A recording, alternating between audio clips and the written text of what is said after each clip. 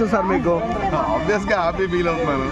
అందరు చూసారు కదా, మనకి ఆల్రెడీ మన ఫస్ట్ ప్రీ రిలీజ్ ఈవెంట్ లోనే వెంకటేష్ గారు లేచి ఎరగొట్టేసారు డాన్స్. సో కంపోజింగ్ చేసినప్పుడు చాలా టఫ్ ఉండే నాకు. అంటే బాస్ కి కంపోజ్ చేస్తున్నాను, ఎలా చేస్తాను ఏంటి అని ఒక భయం. ఎందుకంటే ఒక లెజెండరీ పర్సన్ కి కొరియోగ్రాఫ్ చేస్తున్నాను, అది కూడా నేను కూడా కొత్తే కదా.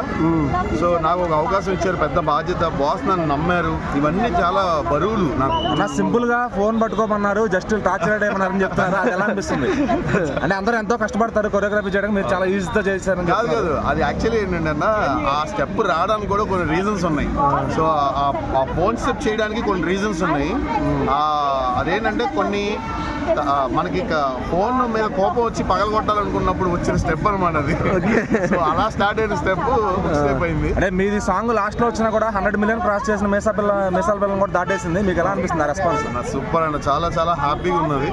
అండ్ చెప్తున్నా కదా, నా హుక్ స్టెప్ సాంగ్ కి థియేటర్ లో ఒక్కొక్కళ్ళు ఎదురు అసలు పిచ్చిగా డాన్స్ చేస్తున్నారు. సో బాస్ కూడా అన్న, ఈ సాంగ్ లో ఉన్న ఎనర్జీ లెవెల్స్ షూట్ చేస్తున్నప్పుడే మేము షాక్ అయినాం. ఏంటి ఇంత ఎనర్జెటిక్ గా ఉన్నారు, అసలు సూపర్ ఎనర్జెటిక్ గా ఉన్నారని చెప్పేసి ఆయన కూడా చాలా కేర్ తీసుకున్నారు. సాంగ్ చేసేటప్పుడు అన్న, ఆయన ఫుడ్ డైట్ కూడా అంత డాన్స్ చేసినా కూడా స్టిల్ ఆయన చాలా తక్కువ ఫుడ్ తీసుకుని ఓన్లీ వాటర్ తాగేవారు అంతే.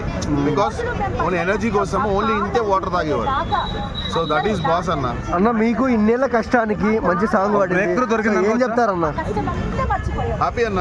అంటే ఇప్పటి నుంచి ఇంకా ఎక్కువ కష్టపడాలి. ఎందుకంటే ఇప్పటి నుంచి నేను ఆల్రెడీ ఇప్పుడు ఒక హిట్ కొట్టింది కాబట్టి ఇక్కడ నుంచి వచ్చే సక్సెస్ అంతా కూడా దీన్ని అయితే దాటలేదేమో అనిపిస్తుంది. ఎందుకంటే ఆయన గ్రేస్ ని అసలు ఎవరు బీట్అవుట్ చేయలేరు కదా. సో ఆయన ఎరగొట్టారు కాబట్టి I do my hard work అన్న. ఓకే, నెక్స్ట్ కళ్యాణ్ గారితో అండ్ ఎన్టీఆర్ గారితో అవకాశాలు ఏమైనా ఉన్నాయన్న?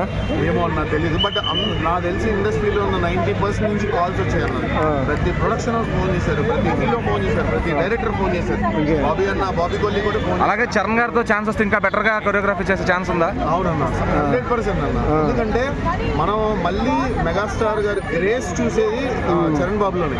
ఎందుకంటే చరణ్ బాబు వితౌట్ ఎఫర్ట్లెస్ గా డాన్స్ కనిపిస్తుంది. ఆయన చేసే చాలా కష్టమైనా కూడా ఎక్కడ ఆ కష్టాన్ని ఎదురుటోళ్ళకి కనిపించకుండా డాన్స్ చేస్తారు చరణ్ బాబు. సో ఖచ్చితంగా చరణ్ బాబుతో వస్తే మాత్రం ర్యాంపే మళ్ళీ. ఓకే, అంటే నేను ఫస్ట్ షోకి వచ్చా, ఇంటికి వెళ్తా రేపు, పేరెంట్స్ అందరం తీసుకెళ్తా. దేవుళ్ళు ఎంజాయ్, మా డాడీ చిరంజీవి అందరూ. అనిల్ రావుడి దొరికేసాడు అన్నారు చాలా మంది, అలా ఏమన్నా అనిపించింది? దొరకడు, ఎవరికి దొరకడు ఆయన. ఫ్యామిలీ పల్స్ తెలిసిన ఆయన పక్క. ఇంకొక 10 సంక్రాంతి కూడా ఆయన. అలాగే చిరంజీవి గారిని వెంకటేష్ గారిని ఒక స్క్రీన్ పైన చూడటం ఎలా అనిపించింది? గుడ్ చాలా బాగుంది, చాలా బాగుంది. అలాగే భీమ్స్ గారు చిరంజీవి గారిని హ్యాండిల్ చేసి అంత మ్యూజిక్ బ్యాక్గ్రౌండ్ స్కోర్ ఇచ్చారా? ఎంట్రీ సీన్ ఒకటి, ఇంటర్వెల్ సీన్ ఒకటి, ఎండింగ్ సీన్ ఒకటి.